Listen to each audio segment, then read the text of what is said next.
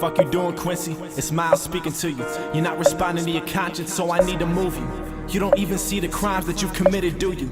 You really think the fucking rhymes that you've written prove you? All I need is 13 hours, 13 more. All I know is that I've been here before.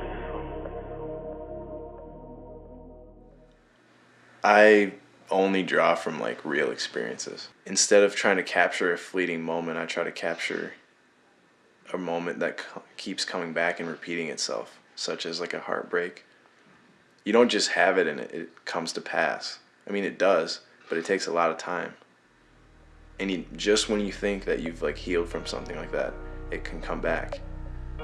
Which is why it's so beautiful when a song can capture that, because the best songs are songs that you can play years and years later and they still go.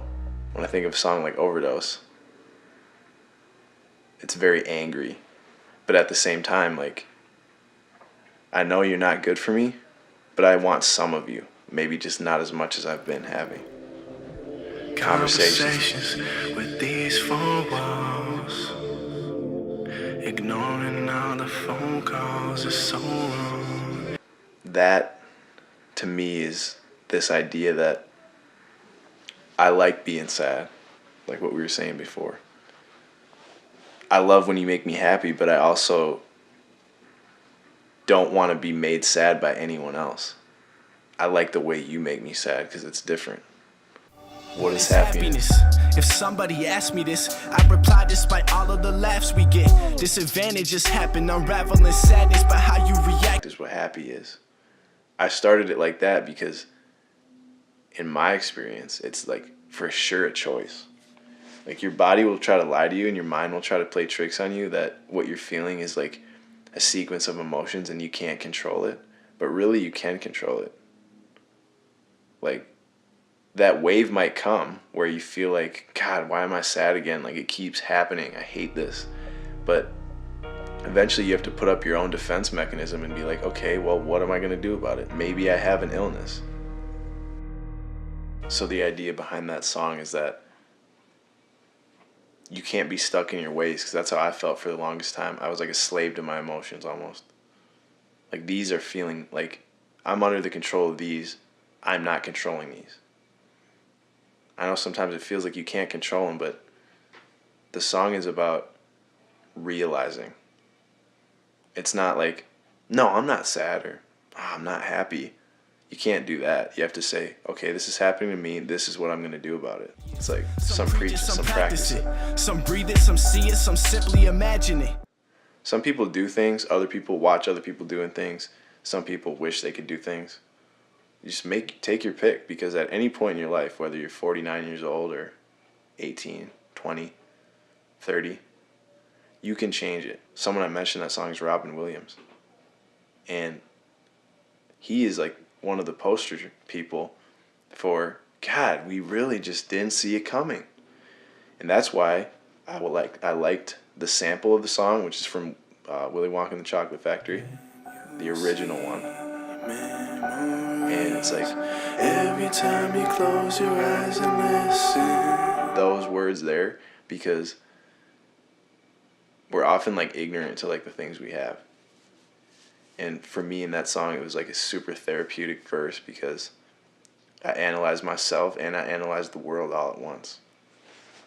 And I kind of made a choice after that I wasn't going to let myself be a slave to my emotions anymore, because it's tough. And those people couldn't deal with it, and I'm not a critic to them. Some people are like, geez, they're really fucked up. That crazy, right? I hate that. Like, oh, did you hear about so-and-so? Yeah, tough stuff, huh? Like, I hate that reaction. It should be like, wow, that's terribly sad, and like, we should take something from it. It's not just like well, that happened, let's move on. No, I think about that shit every day. I think about every person I looked up to that killed themselves. And I wonder like why they did it. 99% of them had millions of dollars. And probably everything they could ever dreamed of, and got their kids through everything they ever dreamed of. And will continue with that financial stability for the rest of their lives, knowing that their parent is dead by their own hand, it's hard not to believe in like a bigger plan for things. Because even though his life ended way before it should have, that's not why I look up to him. I look up to him because he wasn't afraid to put what he felt in what he did, instead of just walking around like he wasn't feeling those things. Maybe he knew something that no one else did. It's never been more trendy to talk about like mental illness and stuff, and like, oh, you can call this number. Not to like knock Logic, because his song like sparked it, but it just feels like it's a cool thing to do instead of like, you should probably go get help. It's like a trend now. It's like we want to feel that way. And I don't know, maybe that's bad of me to say, but I really feel that way. I feel like it's becoming a trend to tell people they can tell people. Or, hey, I'm free to talk. Whenever you need something, you can talk to me. But the reality is, most people don't feel like talking in the moment. And that's where music comes in. Because me, for one, I mean, no one likes to feel diagnosed with anything. You feel weak. Sometimes you just don't want to like hear somebody that's trained to tell you something tell you that. It's just maybe that's you folding into your own illness, but listening to music can sometimes be a cure for that. And that's why these artists are the new therapists.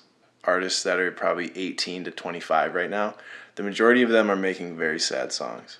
It's really growing, and it's becoming a thing to make very emotional music.